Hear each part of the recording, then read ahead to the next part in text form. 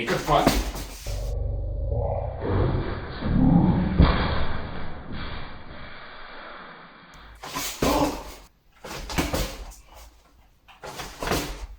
Strike. Move.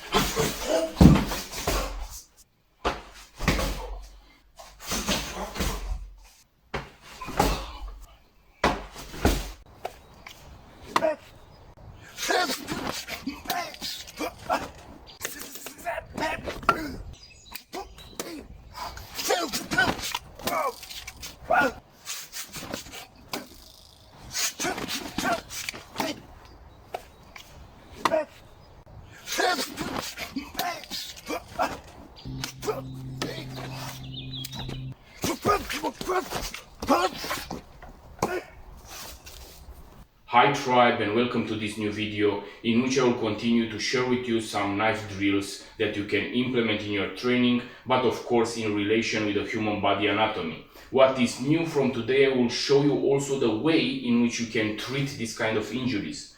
Because it's not enough only to know how to use our weapon, our knife, our blade to eliminate or incapacitate our target when we are in a situation that is requiring use of deadly force to protect our own lives, our family, or the ones around us, but also we must know how to treat these injuries if us or others around us, they are attacked in this kind of way and they have this kind of injuries. I want to start again by reminding you that I am promoting the idea of a protector, an individual that uses his skills to protect his own life, his family, and the ones around him. So all the techniques that I am showing, I am teaching in tactical combat system or here on this kind of platforms are to be used only in that situations in which is requiring use of deadly force. So a simple example again for the new ones, again and again I repeat all the time this scenario, this example from reality that people are understanding very fast at what I am referring. A terrorist a few years ago was entering in a church from Paris with a knife and began to stab multiple civilians and kill many of them. So that it was a situation in which you must eliminate or incapacitate the target, otherwise many will die. Of course, if I have a fire weapon, that is my main weapon of choice, but because in many countries people are not allowed to carry fire weapons, maybe the only option that we have is remaining a blade. Another very important element that I want to remind you is to understand that the drills that I am sharing with you here are only techniques that are helping you develop some attributes, like increasing your speed, increasing your precision, learning the techniques, programming your brain to be able to perform that kind of drill in a particular situation. If we don't understand that in a real situation my target will not be fixed and it will have unpredictable movements, his own attacks, it will pose a resistance, then it will have a real problem.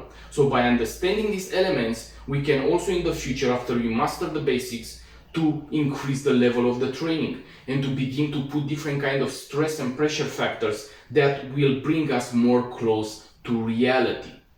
So today I will show you a new drill that can be applied and performed, especially when you are in a confined space. So I was preparing already all my training dummy. We have here one animal tissue, again, pig meat with skin, with fat, with muscle, and here a bigger one that this is simulating the femoral artery, the zones of the femoral triangle normally, but of course we cannot reproduce 100% the anatomy of the human body with a training dummy, but only like a simulation to understand. I will show you also on the diagrams that I was drawing and all this in such a way that you understand better what is the zone, where we must strike, why we are doing this kind of strikes in that particular area.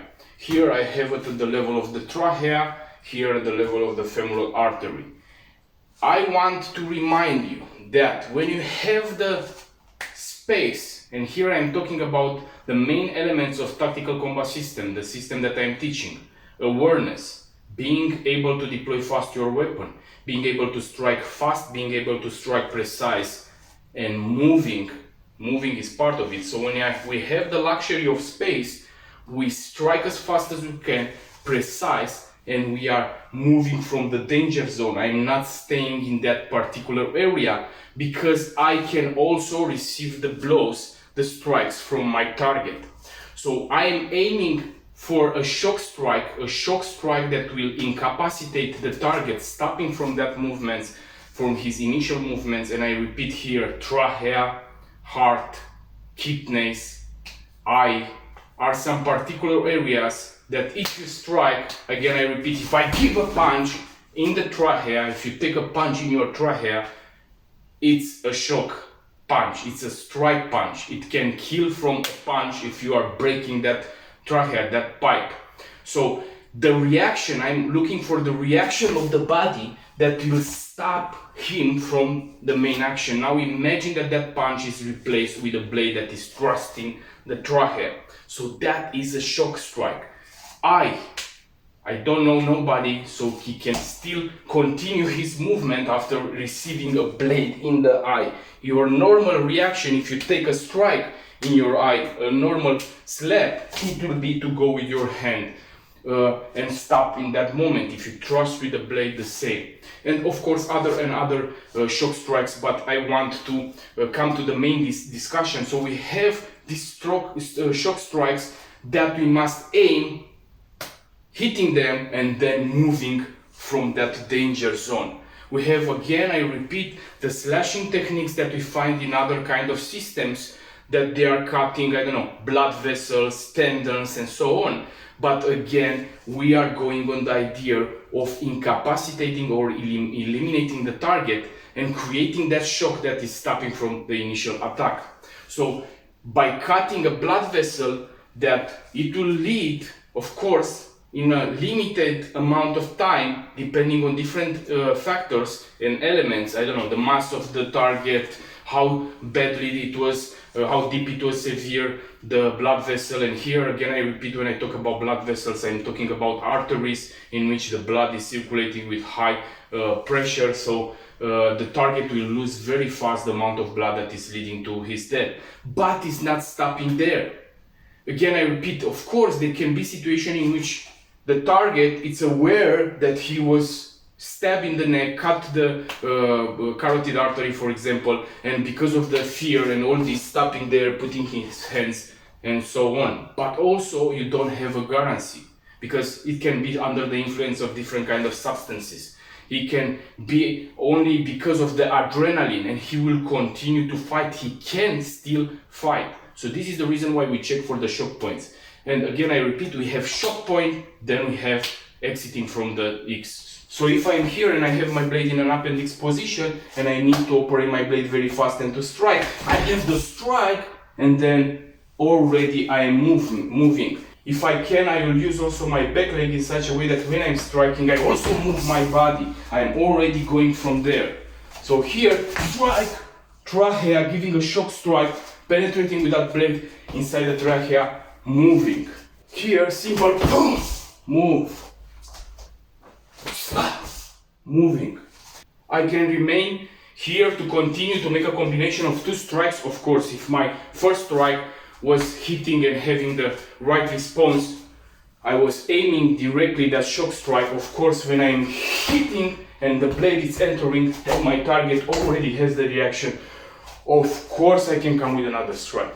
For example, a combination, I'm going from here, letting my body a little bit, going on the lateral, putting my blade, let's say the obake, it's more made for this, putting my blade on the horizontal with the not like this, but like this, because to decrease the chances that my blade is still stuck in between the ribs, and then I can go between the ribs, between 2 and 3, 3 and 4, 4 and 5, 5 and 6, thrusting, stabbing that intercostal space and penetrating, entering to the heart. Of course, it's depending on the length of your blade. If you have a very small blade, it will not be possible. So again, very simple, I'm here striking, letting my body strike into the heart, going from there. Striking, delivering that shock, coming to the heart, thrusting between the ribs, thrusting that heart, but moving. This is the main idea. I am here, delivering my strike and going back. here, here, going back. I'm not staying there. So this it's applying when I have the space to go, to move from the X, from the danger zone.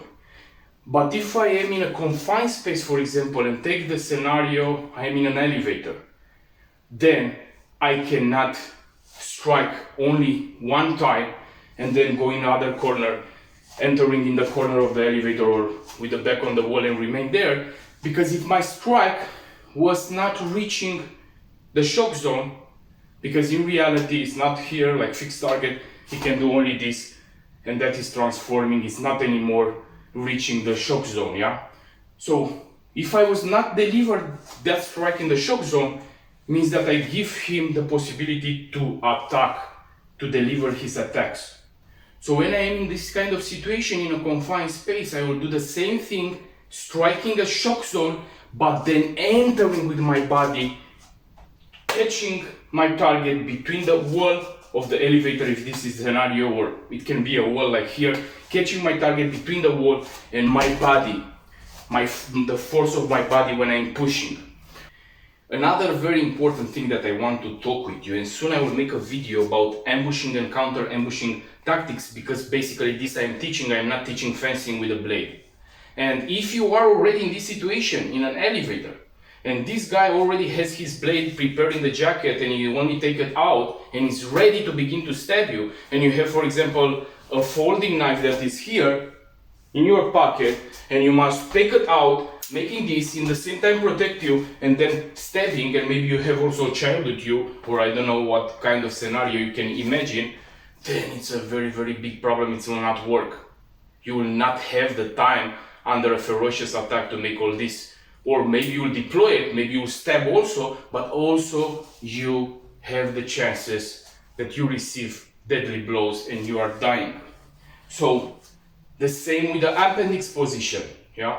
If you have your blade in an appendix position, you have a jacket, but the jacket is closed, sorry, it's a very, very, very sensitive situation, and the chances that you survive are very, very low.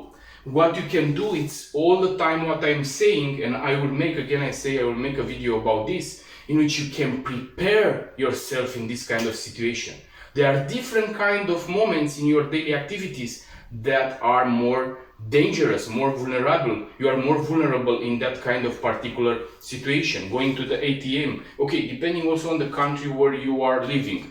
Going to the ATM, taking money, going to your car, in the parking place where it's night, it's dark, going in the elevator, and so multiple places where the chances that you can be attacked are more higher than normal other kind of activities. So by knowing this, you can already implement some tactics that will make you have some chances in surviving this kind of scenarios. For example, if I know that I am going in a dangerous place now in this moment, and it can exist the possibility to be ambushed by a group of individuals, of criminal individuals, then I prepare already my blade, taking it out, it's easy. If I have a hoodie, I was showing you many techniques, my jacket, or put it in my hoodie, opening my blade inside and having already ready there with the hand on it in such a way that if I need it, I can operate it very fast. So these are techniques that can equilibrate a little bit the balance, because otherwise it will be very, very hard to make this kind of deployments and to operate the blade. So the technique that we are doing is understanding that if we have space, we go, we strike shock points, and we go from that. In the confined space, we are closing the distance, try to immobilize, to grip, to make, like in this situation, like a bear hug, but only with one hand, and pinning with my body the target between my force and the wall. If I let space between me and the target and making this kind of strike, for example, imagine that I'm taking the blade here, like in normal conditions, I'm striking, and then I'm coming to the trachea. This it's a vulnerable place and spot, because I'll expose my part, my left part, to my aggressor, that he has the knife in his right hand, and very easy he can thrust that intercostal space and penetrate the heart if he has a good blade. So it's not a good solution. So what I'm doing here, it's going towards the target, deploying my blade, but in the same time, normally it was the movement in which I was striking and then coming, but now I'm not doing this. I'm only helping for deploying. One of the techniques is helping for deploying, and this is the situation in which I only see my target, that now he's deploying his knife. I'm identifying, because if already is passing, I'm seeing that he's charging and is coming to the attack. If I'm making this, I will be with the blade out. Maybe I'm striking, but he is striking in the same time. So it's existing a big chance that I receive a deadly blow. So if I'm only identifying him extracting his blade in this moment, then it's the time that I can make this, I can go directly on my blade, helping with the hand, liberating my knife, and then what I'm doing from this moment, I'm going directly catching, grabbing, pinning my target towards the wall, and striking, beginning my strikes, multiple strikes. If I can in very dangerous areas, like if it's exposing his ribs, his left part to the heart, and then going to the femoral artery, lacerating, ripping that femoral artery and the femoral vein. If in the other situation, this was in the idea that we already, it was not passing, it was not already charging for an attack, okay, it's very easy to discuss here in a relaxed environment. I will only share with you the principle behind this.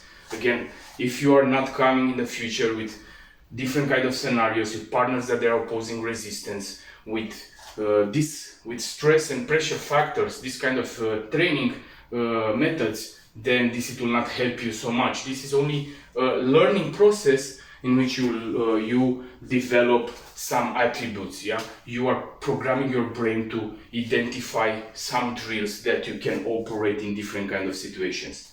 In the next situation in which he's beginning to charge his attack, if I'm going here to take my blade, it's too late, because what is happening, I will be strike. So what I'm doing is first from here, if he's charging, I will use my body, go to bear hug, catch also the hand. Again, I repeat, if you lose this hand, this is the idea, and he's remaining with a hand above you, then from there has multiple possibilities to kill you without any doubt. But what I'm checking now is when I'm entering, when this is happening, is first closing this distance, pinning to the wall, letting my body pushing, and then of course I can deploy my blade, deliver multiple strikes using the pressure, pinning it to the walls, and try to create damage, to incapacitate him. And until the doors are not open, I am not stopping that attack, and I must put pressure and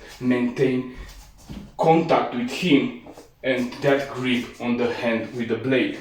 If you are doing a system where he's teaching you something like this, like for example catching this hand with the knife, something is wrong there, because in reality it's not existing this.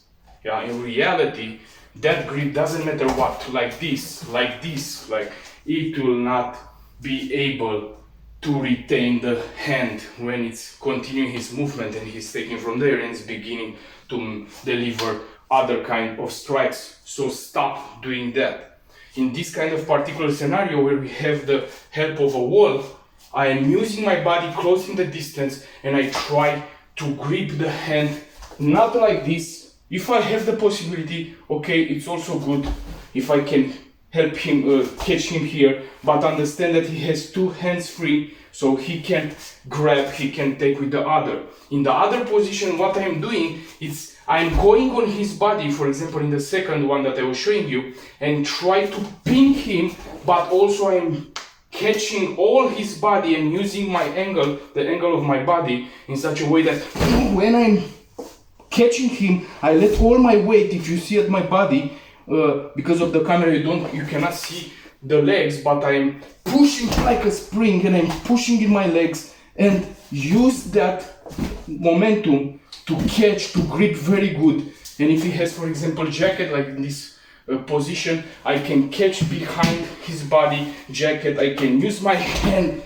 and also deploying the knife and begin to stab and to deliver my strikes. Heart, femoral artery, depending. Here I have a tall guy, and it's very hard from this position to strike to the neck, yeah? So I will choose other kind of targets.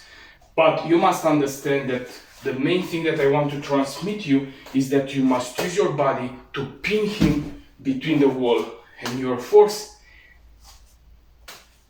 Retain, grip his hand with the blade, using your body and your hand, then deploy your blade and deliver your strike.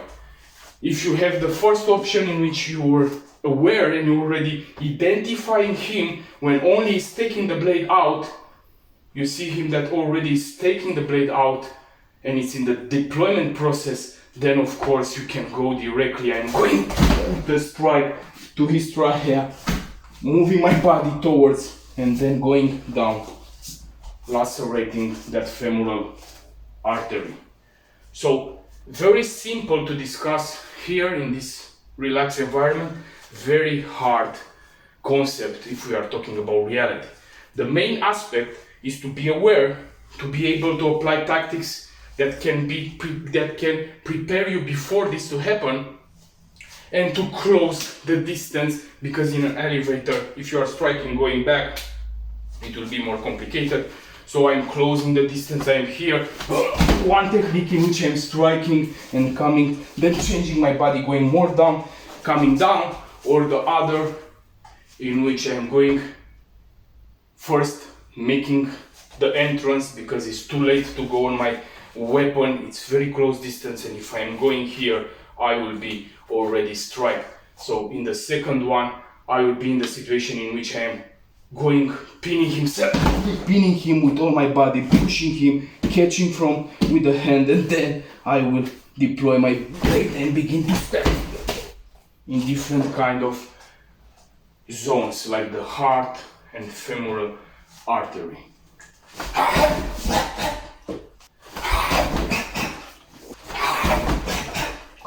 So now I will show you very easy the drill that you understand it better. I will combine it with my diagrams, drawings that I was making for you to explain the places again better. Then I will perform with the real knife on the animal tissue the strike, and then of course we come to the second part in which I show you how to fix, how to treat this kind of injury. So I have here again for you the diagram that is showing the femoral artery, that it's with red here, with blue it's the femoral vein, and with gelb it's the nerve. And what you have here is the femoral triangle. So that is the zone where I must strike. It's basically in the groin where I must strike, penetrate with my blade, and then with a ripping movement towards me to lacerate that important blood vessels. Why it's a more important zone? Because it's not protected by these muscles, by the adductor muscle and sartorius muscle. In the femoral triangle it's not protected, so it's more easy to lacerate. You have a thrusting and then a ripping movement towards you, and that particular injury is happening in a junctional zone, and we'll discuss this after the treatment of this injury. It's more sensitive zone because you cannot apply there a tourniquet to stop the bleeding.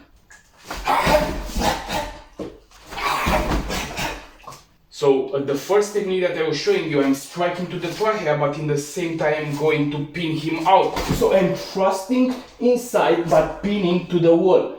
Then I'm coming out with the blade, I'm entering inside the femoral artery. This is simulating on his right leg, so the interior of the right leg, and then I'm lacerating towards me in that femoral triangle. Then of course I can continue deliver many strikes, but not pushing continuously to push, continue to push and to pin him on the wall. The strike is always very deep. My finger or it's entering inside, and now imagine that here in the femoral triangle, left and right, we don't have this tissue, we don't have these big muscles, fat and so on. So it's very easy there to enter and to lacerate. This, even if it was more down where you have the sartorius muscle and adductor muscle that is protecting the femoral artery, also there if you perform it will cut. How I was making, I have this knife that has the blade curve, so I enter to the trachea, take it out in the same movement that I am entering inside, I am penetrating, thrusting, and then ripping towards me. So I am entering, ripping towards me. The movement is 1, 2, in such a way that I penetrate the trachea and also I lacerate the carotid artery and the jugular vein. Then by pinning, I am changing my position of the hand, reverse, thrusting inside towards me because I'm talking about his right leg, thrusting inside in the femoral triangle and then coming towards me and ripping that blood vessels. So before to show you how to make a wound packing, I want to tell you that if the cuts, if the lacerations on the victim, on, I don't know, our family member, on the ones around us or on ourselves are on the extremities, like hands and legs, you can apply a tourniquet to stop the bleeding. And I have in my past videos, many videos in which I am talking about application of the tourniquet, characteristics and so on. So if I have, for example, a brachial artery severe, then of course I can come with a tourniquet and control that bleeding. If I have the femoral artery severed, but more down, not in the junctional area, not in the femoral triangle, but more down, then of course I can come with a tourniquet high and tight and control that bleeding. But our discussion today is about lacerating that femoral artery in the femoral triangle. So it's a junctional way, it's in the here the groin, so you cannot come with a tourniquet. The same with the axillary. If I sever the axillary artery, you cannot come with the tourniquet up. If I sever the carotid artery, the same. If I sever in the subclavian artery, the same. So there are parts on the body that they are called junctional parts, junctional zones, where we cannot control the bleeding if a massive bleeding is happening with a tourniquet. So that is the reason why we are making wound packing, and I will show you immediately how. So guys, now I will show you if we have this type of injury, for example the femoral artery, but it's lacerated in the femoral triangle, that it's a junctional zone, so we cannot apply, how I was showing you earlier, a tourniquet. We must make a wound packing. For this you require to have some gauze. This is a normal one, but you can have also the other one that is hemostatic gauze, meaning that has a chemical agent that is helping the blood to coagulate faster. So what we have here, we have an animal tissue that can simulate very good or approach to the idea of the human tissue. It's a good training method. You can feel all these tissues. One is to train on a rubber dummy and one is to train on this, but of course you cannot buy everyday animal tissue because it will be very expensive and every day to train like this. But from time to time I'm recommending to you this kind of method. So we have a portion of muscle with skin, with fat, and here we have the lacerated wound that I was making earlier with the blade. I remind you that in the femoral triangle you don't have all this, like here, fat and all this muscle. It will be much easier to lacerate and to sever that femoral arteries. So we have here the laceration, and what you must do when we talk about a gunshot, it's much easier to wound pack it, because it has only the diameter of the bullet when it's penetrating is resuming to that hole, but at the laceration it can sever more important blood vessels. For example, when you cut the femoral artery, it can sever also the femoral vein, and so on. So also the space that we must fill with all the gauze is much bigger than when you have a bullet wound. So what we must do the first is to identify where is the source of the bleeding. So now I have gloves on my hands, and if you have time, if you are in a civilian environment and not in a tactical zone, you are not in the danger zone, because if you are in the danger zone, it's neither recommended. If, for example, let's say active terrorist that was stabbing people around, or an active shooter, I don't know the situation, and you don't stay in that moment, the active shooter was not eliminated, the danger is still present there, you don't stay in that moment to make a wound packing to a victim, because it's possible that you are the next victim. So we must understand all these elements. If we want to save that life or to do something, it's better to drag it from the danger zone. Of course, time is very important, and how much time is passing, also the chances that he is losing the quantity that is leading to his death are much higher. So it must be a very important equilibrium between time and the medical treatment that you must give to that patient. But again, the most important thing is to not be the second victim, because it will not help with nothing. So if we can drag the victim from the danger area, and then we can start to treat the injuries like this. If it was a zone like the extremities where you can apply a tourniquet, then of course you apply fast a tourniquet, or you give to the victim if he knows to apply it, and then you don't lose so much time, because this kind of technique is requiring time, and also is requiring your hands to be present to put pressure on the wound until the special medical care operators are arriving. So if I have the time, if it's a car accident, and even in a car accident, understand that first you must take the victim, if it's in the car, from the danger zone, and then begin to apply treatment. And of course, if you suspect C-spine injuries and so on, the discussion is changing. Depends on the danger that it's on the location, if the car is taking fire and so on. So I have the time, I can put also my gloves on. But imagine now that if it's a member of your family, if it's having this kind of wound, you don't stay in that moment to put the gloves, because time is very important.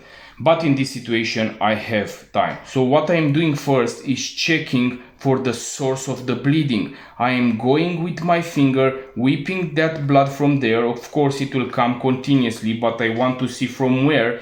And then if I identify, I already begin to put some pressure on the blood vessel where it's lacerated, from where is coming the blood. Then with the other hand and with the help of the mount, I help to take the gauze out, maintaining still pressure there, and then I'm taking out the gauze.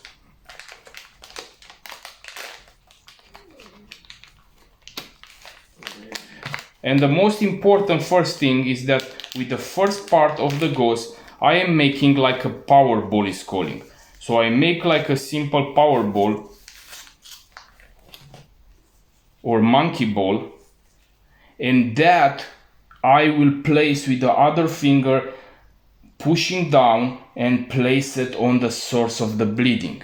And then with the gauze in my hand, if I can take it all from here inside, it will help me much better. And then I begin finger with finger to help and fill that cavity.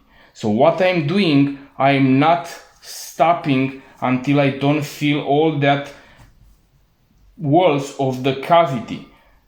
So I am not only putting all the gauze on it and put pressure, because it will not help me. Important is to maintain there all the time pressure, and come with other and other gauze to fill all that cavity inside. And continue, and the other finger is maintaining pressure. And again, all the walls of the cavity I must fill it with gauze inside. When all it's over, when I see that I was able to fill all the cavity, yeah, and it's not existing any more space, then the rest of the gauze I can come with it. I can open more and more, maintaining with these fingers pressure still there. And then what I'm doing after I'm opening, I will come with all of it, put it on it, and with my fingers, not like this, because this is pressure but is on a bigger area. So I need the pressure to be exactly with the fingers on the laceration, where is the spot where I was putting the gauze. So if I'm making this and then I'm coming like this, it can continue to bleed inside. So what I'm doing is with the fingers continue to put pressure and stay there at least 3 minutes if I have a hemostatic agent gauze. If not, at least 10 minutes I stay there. Normally it's important to stay until the special medical operators are coming and can give professional medical care. Is this a tactical solution? Again, I repeat, if you are in a tactical environment, it's putting your hands to be occupied and to be in the same place. If you can drag the victim in another location and have the possibility of cover, then of course it's something else. So like this, you continue to put pressure. If you have the possibility after these 10 minutes and you have a pressure bandage or emergency bandage, you can come with it and put it very, very strong on it, continuing to maintain pressure there with the emergency bandage. Yeah. If not, continue with the fingers to maintain pressure. This is the wound packing. So if I'm taking now out, you must understand that all this cavity must be filled with gauze. Otherwise, look how many gauze it was entering, and this is nothing because here I have this tissue muscle on the table, so I don't have where to put it anymore. So imagine that in the human body, the laceration and this cavity can be so big that can enter meters of gauze. But important, again I repeat, to find the location, put pressure, begin to fill that cavity. Another important aspect, when you search for the source of the bleeding, take care when you put the fingers inside, because do not have different kind of sharp objects. Maybe the blade was breaking in, maybe in the body, different kind of things, maybe bones structures are breaked and you can cut your fingers when you are putting blindly the fingers inside. Okay guys, thank you very much for watching this video. I hope that you enjoy the content that I create for you. If you have other ideas about other topics that you want me to make videos about it, let it in the section below. Train hard and train smart, of course.